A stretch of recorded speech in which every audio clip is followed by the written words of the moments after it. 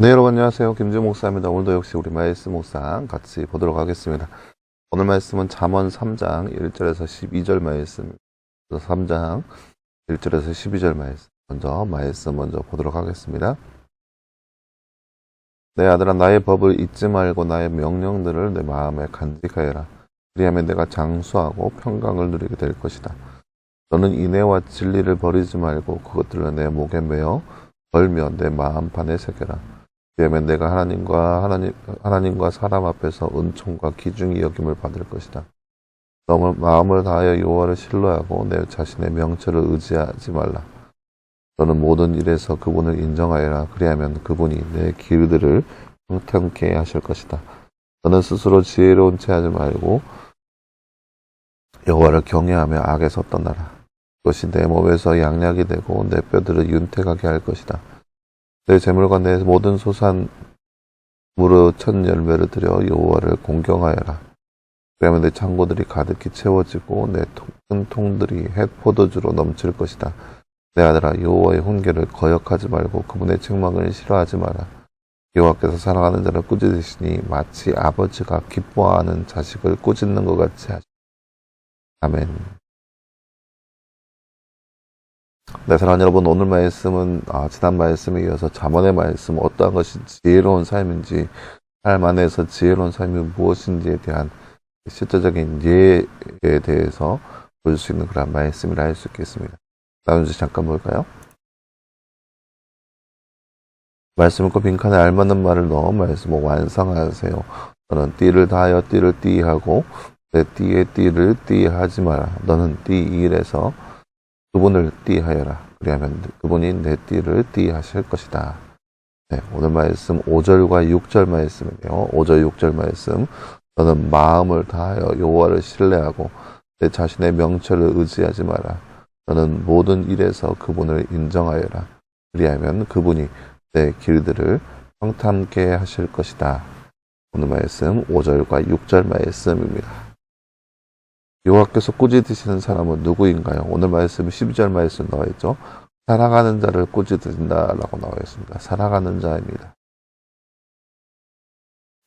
네, 사랑하는 여러분, 오늘 말씀은 이제 참 어떠한 것이 지혜로운 것인지에 대해서 실제적인 적용의 말씀을 볼 수 있는 그런 말씀이라 할 수 있겠습니다. 1절 말씀에 나와 있죠. 나의 법을 잊지 말고 나의 명령들을 내 마음에 간직하여라. 이게 뭐냐? 이 뒤에 나오는 내용들입니다. 그러니까 제발 이 잠언의 말씀에 기록된 것들을 잊지 말고 기억하여라라는 거죠. 그렇게 되면 장수하고 평강을 누리게 될 것이다. 그러니까 평탄하게 아무런 큰 어려움 없이 그렇게 살게 될 것이다. 물론 어려움이 아예 없지는 않을 거예요. 어려움은 있겠지만 그래도 전체적으로 봤을 때 평강을 누리게 될 것이다 라고 하는 거죠. 근데 이제 실제적으로 어떤 것을 지켜야 되는가? 인애와 진리를 버리지 말고 그것들을 내 목에 매며 걸며 내 마음판에 새겨라. 그러니까 인애와 진리, 그러니까 하나님의 말씀을, 하나님의 그 놀라운 은혜와 진리의 말씀을 버리지 말고 내 목에 매며 내 마음판에 새겨라.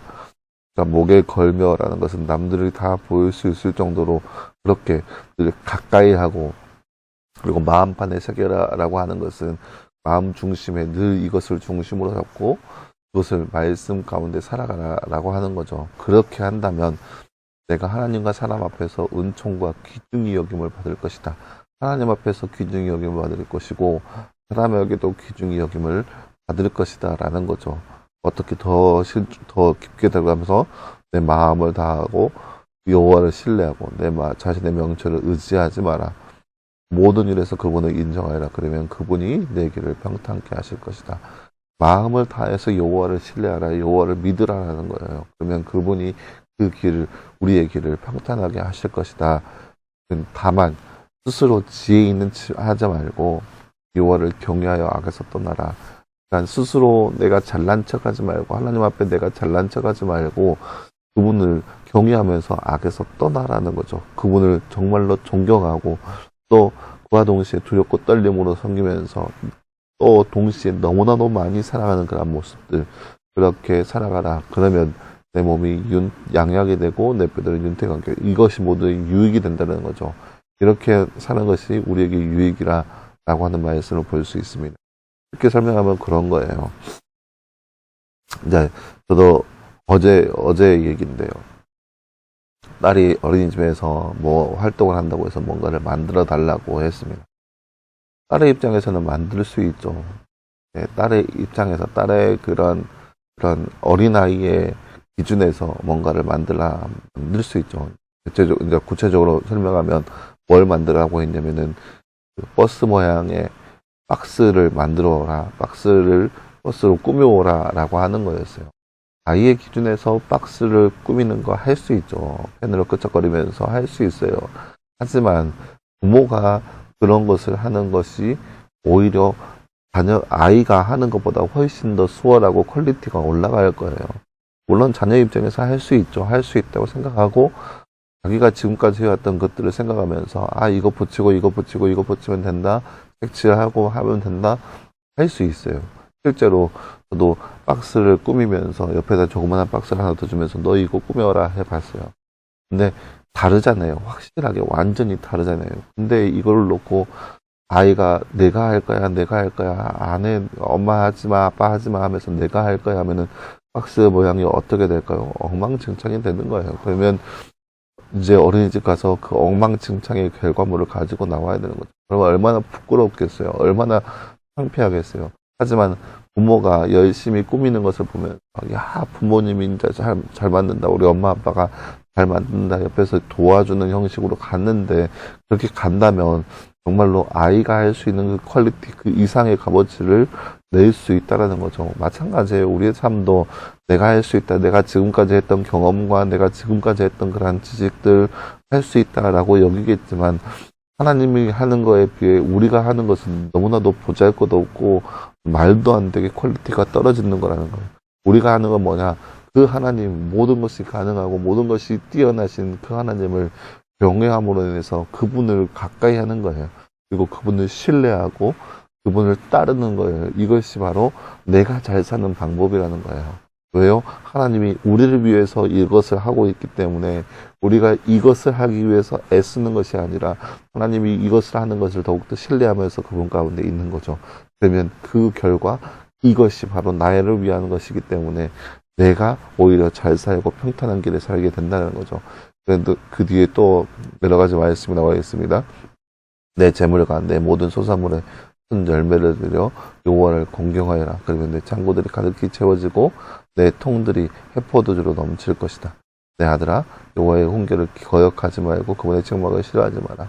그러니까 9절과 10절 말씀에 보면은 10절적으로 보면은 헌금의 내용이고 또 11조의 내용이라고 할 수 있는 거예요. 그러니까 사람의 입장에서는 이해가 안 되는 거예요. 왜 드리는데 넘칠 수 있냐? 왜 하나님께 바치는데 넘칠 수 있냐? 라고 하는데 이게 바로 하나님의 원리 중에 하나이거든요. 드림의 원칙. 하나님 앞에 모든 걸 바치면 하나님은 모든 것들을 풍족하게 채워주시는 분이십니다. 그러니까 생각해 보세요. 하나님이 돈이 없어서 우리의 헌금을 기뻐 받으시겠어요? 하나님이 가난해서 우리가 가지고 있는 것을 하나님께 바침으로써 뭔가 이루어질까요?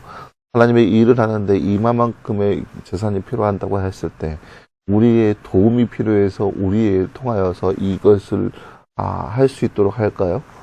하나님의 능력이 그것밖에 아닐까요? 아니요. 하나님은 무궁무진하시고 정말로 부유함을 따진다면 세상의 모든 것들을 소유하신 분이 바로 하나님이세요. 그런데 그런 하나님께서 우리의 헌금을 기뻐 받으신다. 이것은 돈이 아니라 우리의 마음인 거예요. 마음을 하나님께 드리라는 거예요. 그러니까 돈을 넣었을 때 가장 사람의 마음이 흔들리는 게 그거거든요. 재산을 놓고 돈을 놓고 이것을 나의 것으로 여기는 것인가 아니면 하나님의 것으로 여기는 것인가 그 마음의 문제에 있는 거예요. 그러니까 이것을 이 돈까지도 모든 것들을 이거 다 하나님의 것입니다 라고 포기할 수 있는 마음 그것이 바로 돈을 놓고 재산을 놓고 하나님을 우리가 얼마만큼 사랑하는지에 보이는 그 지표의 모습이라는 거죠. 하나님께서 그렇게 해간 그 사람들을 결코 그저 아무 일 없다 여기지 않는다라는 거죠.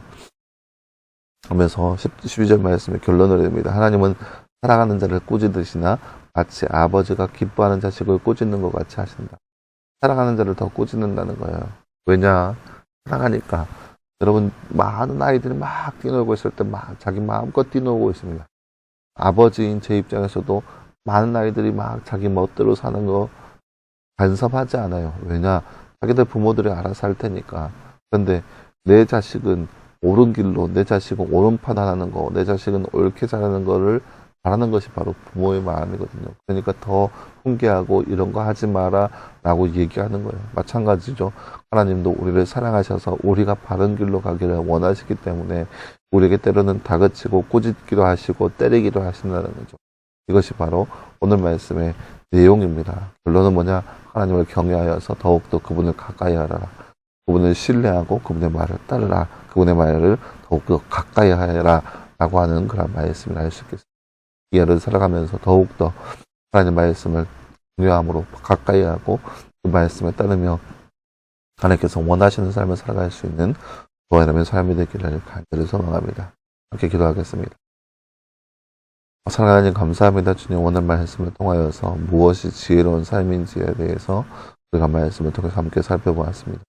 우리가 이 땅에 살면서 더욱더 하나님 말씀을 가까이 하게 하시고 그 말씀을 따르게 하시고 경외함으로 하나님을 섬길 수 있는 우리의 모습 될 수 있도록 늘 우리 가운데 함께해 주시옵소서. 이 모든 말씀 감사드리며 살아계신 예수님의 이름으로 기도하였습니다. 아멘. 네, 사랑하는 여러분 감사합니다. 오늘 하루도 늘 말씀 안에서 승리할 수 있는 저와 여러분 되기를 간절히 소망합니다. 오늘 수고했고요. 내일도 역시 우리 말씀 묵상으로 함께 찾아보도록 하겠습니다. 수고했습니다.